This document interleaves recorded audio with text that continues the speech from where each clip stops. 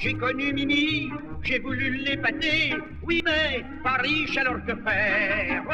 Lui offrir des bijoux, il n'y faut pas songer. Et c'est pas ça que les femmes préfèrent. Maintenant, elles sont au sport, vous devinez ça alors? Avec très peu d'argent, ce que j'ai depuis quelque temps, pour promener Mimi, ma petite amie Mimi, et son jeune frère Toto, j'ai une auto. Je l'ai payé 300 balles chez Monsieur Hannibal, le marchand d'occasion de la rue de Lyon.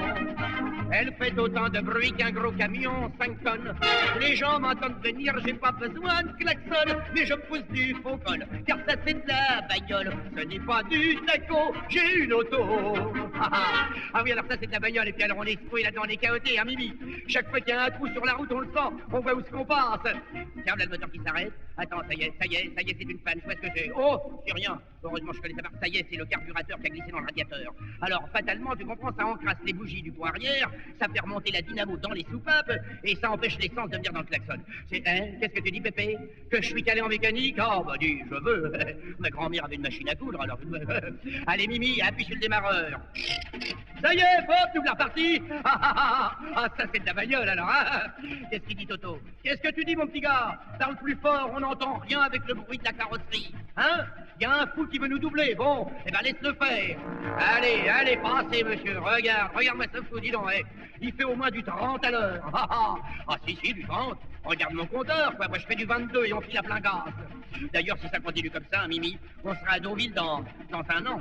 Attention, mes enfants, voilà un virage. De la prudence. Le bras à la portière, tout le monde. Là. Mimi, tu me fous le doigt dans l'œil. Attention, là. Ah, quel virage, hein. Sur l'aile. Allons, bon, ça y est, c'est Toto qui est resté dans le virage avec la banquette arrière. Oh, enfin, ça veut rien, y a rien de cassé. Eh ben, ma bébé, nous la seule. Profitons-en, bien qu'on s'embrasse. Hein? Qu'est-ce qu'il y a? T'as les pieds qui baignent dans l'huile? Comment? Oh, il y a une fuite à la boîte à vitesse. Mais c'est rien, ma chérie, ça se fait dans toutes les bonnes voitures. T'as qu'à l'éponger avec ta houppette.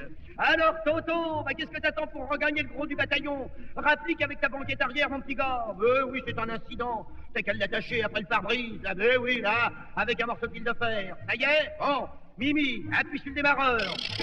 Hop, ça y est, nous la partie. Ça c'est de la bagnole alors. Dans ma petite voiture, on ne fait pas du sang. Y a qu'un défaut, les roues sévissent. Pour serrer les écrous, après chaque tournant, notez que ça fait de l'exercice. J'en perds une quelquefois, mais il en reste 3. Somme toute, y a un tas de gens qui n'en ont pas autant pour promener Mimi, ma petite amie Mimi, et son jeune frère Toto, j'ai une auto. C'est le genre torpedo, c'est chouette quand il fait beau, mais si tombe de la flotte, y a pas de capote. Mimi ou son homme pousse grand comme un champignon. Moi l'eau me coule dans le cou et dans mon pantalon, mais je me pousse du faux col, car ça c'est de la bagnole, ce n'est pas du taco, j'ai une auto.